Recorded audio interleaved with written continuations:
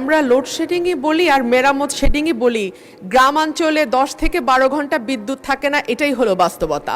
এই মহান সংসদে দাঁড়িয়ে আমাকে কথা দিয়েছিলেন যে 1 মের মধ্যে আশুগঞ্জ ফার্টিলাইজারে গ্যাসের সংযোগ দেয়া হবে। এরপরে আরো 1 মাস 3-4 দিন পার হয়ে গেছে মাননীয় স্পিকার, এখনো আশুগঞ্জ ফার্টিলাইজারে গ্যাসের সংযোগ আমরা পাইনি। গ্যাসের সংযোগ আছে, গ্যাসের সাপ্লাই আমরা পাইনি। মাননীয় মন্ত্রী কি দয়া করে বলবেন যত ফার্টিলাইজার ফ্যাক্টরি আছে সব ফার্টিলাইজারে আমরা সংযোগ দিতে পারবো। ধন্যবাদ স্পিকার। মাননীয় মন্ত্রী, আপনি কিন্তু সংসদে বলেছিলেন 1 তারিখ থেকে গ্যাস যাবে,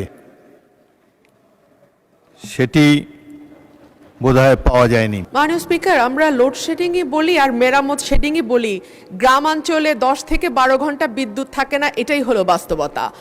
আমার মাননীয় মন্ত্রীর কাছে আমার বিনীত প্রশ্ন, মাননীয় মন্ত্রী এই মহান সংসদে দাঁড়িয়ে আমাকে কথা দিয়েছিলেন যে 1 মের মধ্যে আশুগঞ্জ ফার্টিলাইজারে গ্যাসের সংযোগ দেয়া হবে।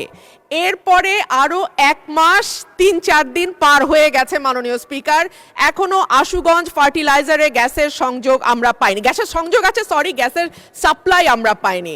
মাননীয় মন্ত্রী কি দয়া করে বলবেন যে আশুগঞ্জে আমরা কবে গ্যাসটি পাবো? ধন্যবাদ মাননীয় স্পিকার। মাননীয় মন্ত্রী। মাননীয় স্পিকার,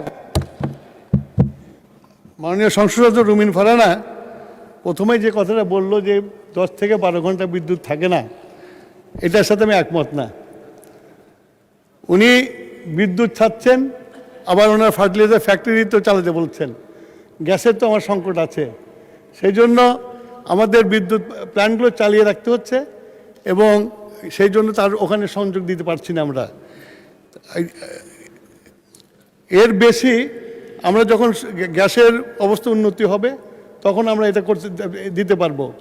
আর 2 নম্বর হলো যে গত 17 বছরে কোনোদিন ড্রিলিং করা হয় নাই, আমরা এই প্রথম এসে ড্রিলিং শুরু করেছি। আমরা আশা করি ইনশাল্লাহ আমরা গ্যাস পাবো। গ্যাস পাওয়ার পরে আশুগঞ্জ ফার্টিলাইজার যত ফার্টিলাইজার ফ্যাক্টরি আছে সব ফার্টিলাইজারে আমরা সংযোগ দিতে পারবো। ধন্যবাদ স্পিকার। মাননীয় মন্ত্রী, আপনি কিন্তু সংসদে বলেছিলেন 1 তারিখ থেকে গ্যাস যাবে, সেটি বোধহয় পাওয়া যায়নি।